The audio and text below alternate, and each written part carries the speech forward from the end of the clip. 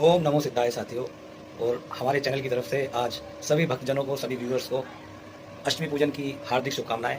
और आज हम आपको महत्व बताएंगे नौ दुर्गा रूप का, माता रानी के जो नौ दुर्गा रूप हैं उनका महत्व बताएंगे। तो चलिए शुरुआत करते हैं। जिससे पहले हम जानते हैं, सबसे पहले शैलपुत्री माता हैं। तो आप देख सकते हैं शैलपुत्री माता जो है बैल पर सवार हैं और हाथ में त्रिशूल है और कमल है। तो ये शैलपुत्री की तरह, यानी कि जैसे कि कहा गया है कि राजा दक्ष की पुत्री थी, तो बर्फ़ की तरह ठंडी भी हैं और बर्फ़ की तरह कठोर भी हैं।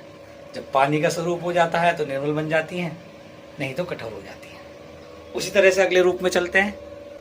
ब्रह्मचारिणी, हाथ में कमल है, कमल पर ही विराजमान है। ब्रह्मचारिणी यानी कि छोटा रूप, पुत्री का रूप, छोटी बच्ची जो तपस्या में लीन है, महादेव की तपस्या में लीन है, तो वो रूप हो गया ब्रह्मचारिणी का। अगले रूप की तरफ बढ़ते हैं। चंद्रघंटा, इसमें माता रानी शेर पर असवार है। आप देख सकते हैं हाथ में शंख है, त्रिशूल है, गदा है, खड्ग है। ये वो रूप है जब माता रानी अपने वयस्क अवस्था में आ गई और भोलेनाथ भंडारी महादेव शंकर के साथ उनका ब्याह रचा गया। तो ये माता का वो वाला रूप है। चंद्रघंटा के बाद अगले रूप की तरफ बढ़ते हैं। ये कूष्मांडा रूप है।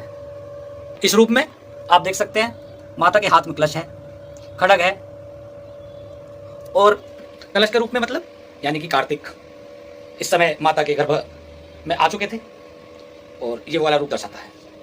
इसके बाद स्कंद माता आती है। ये भी शेर पर असवार है। स्कंद माता में कार्तिक जी ने जन्म ले लिया था उस रूप में, और यहाँ माता अपने एक मातृत्व वाले रूप में है, जैसे एक माँ होती है। कात्यायनी, अगला रूप कात्यायनी का है माता का।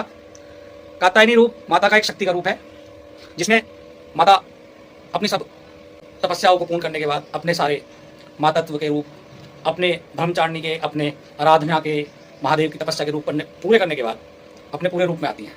ये कात्यायनी का रूप है। उसके बाद कालरात्रि माया का रूप है।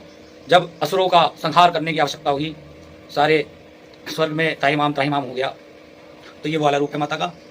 इसमें माता ने असुरों का वध किया, महिषासुर का संहार किया, रक्त बीज का रक्त पिया, आप देख सकते हैं। इससे अगला रूप है महागौरी का।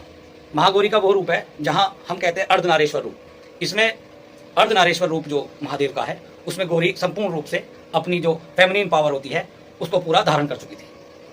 ये माता का गौरी का रूप है। सफ़ेद वस्त्र धारण में है, सफ़ेद ही बैल है इनका। और अंतिम रूप है सिद्धिदात्री। ये माता का, नवदुर्गा का विचित्र रूप है, जिसमें ये सारे रूप लीन हैं। और अंत में माता इसी रूप में रही और तमाम भक्त जितने भी हमारे हैं पूरे विश्व में, पूरे भारतवर्ष में, वो इसी रूप की पूजा करते हैं जो सिद्धियों को प्राप्त करना चाहते हैं। तो यही हमारा आज का संदेश है। जय माता दी। सभी भक्तजनों को माता रानी की कृपा बनी रहे। हर हर महादेव। ओम नमो सिद्धाय। जय बाबा।